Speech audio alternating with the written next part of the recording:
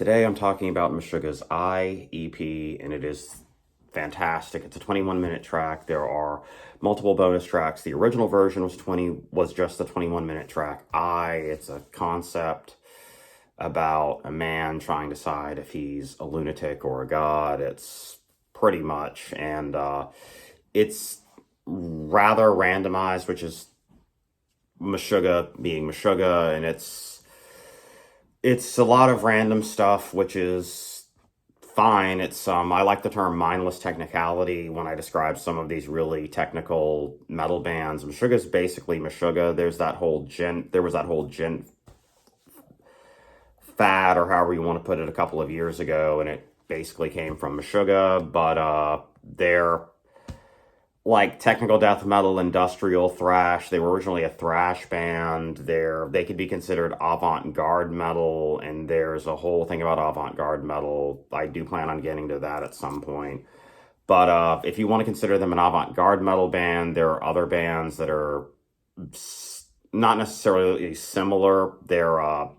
It's a logical fallacy. They're similar in that they're just that original, like Meshuggah, like Phantom Oz, Unexpect, Ramzet, or some of the big ones. And I guess I would kind of consider them an avant-garde metal band if I really had to say what their genre is. I do hear a lot of industrial, some post-metal, some tech death, thrash. They have some thrashier albums like Obzin. And so it's kind of randomized. It's kind of well thought out. It can't all be random, because there's just so much here that's clearly deliberate, but I can see some things that are impulsive.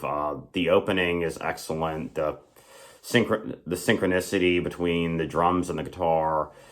The drumming and guitar synchronicity with Meshuggah is one of the most fantastic things. Also, Jens Kidman, their vocalist, has such an interesting vocal delivery. It's one of the reasons they're so memorable is their drummer, Thomas, their lead guitarist, Frederick Thordendahl, one of my favorite guitarists ever. His album Special Defects it's his project Special Defects album Soul Niger Within is one of my favorite albums ever. And so this is but back to this EP, let's say. It's a 21-minute EP. It has a loose concept about a man trying to decide whether he's a madman or a god, and Jens Kidman really fits this band, and there's something about Meshuggah that they sound like Meshuggah, and they're the only ones that sound like that. It's a really unique thing with them, and so this is a fantastic EP, and I'm just reviewing this on the track and there's some live tracks and other stuff on here, which is cool, but is just that good. It's okay. I can just talk about this, and so this has some amazing solos on it by Frederick. It has this amazing almost like 12-tone technique solo where he plays like off-key harmonic minor scales.